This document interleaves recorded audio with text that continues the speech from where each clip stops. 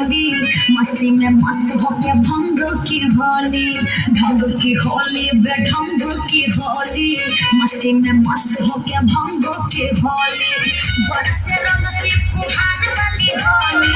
बरसे रंग की फुहार वाली होली। अरे कौन होली का बात कर रही है, जरा डिटेल में बताइए।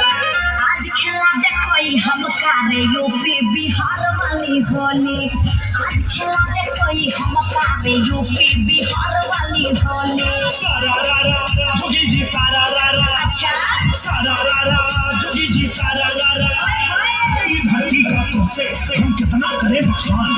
ई धरती का तुझसे हम कितना करे बखान जहाँ होली खेले खातिर खुद आए भगवान का देख ब्रिज की होली रे मथुरा की होली ब्रिज की होली रे मथुरा की होली वृंदावन यमुना किनार वाली होली बरसाने गोकुल मझधार वाली होली खेलते आज तोहरा हम यूपी बिहार वाली होली खेलते आज तोहरा रे यूपी बिहार वाली होली जिया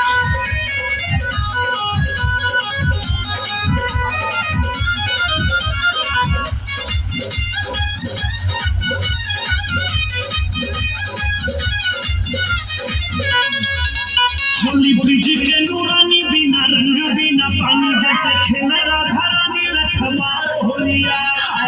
आज बिरज में होली रे रसिया आज बिरज में होली रे रसिया रंगवा गुलाल रंग सिया जी के गाल खेले कौशल्या के लाल रंगदार होलिया होली खेले रघुवीरा यमत में होली खेले रघुवीरा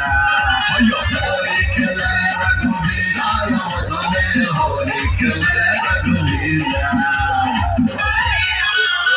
मारा के होली रे छपरा के होली मारा के होली रे छपरा के होली लहिया गंगा किनार वाली होली ससुर भगवा चढ़ार वाली होली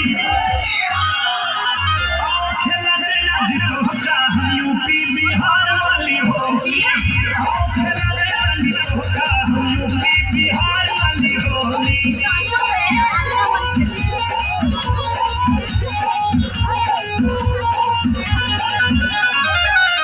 बनारसी जोगीरा लेके ढोलया मजीरा खेल काशी में फकीरा धुआंधार होलिया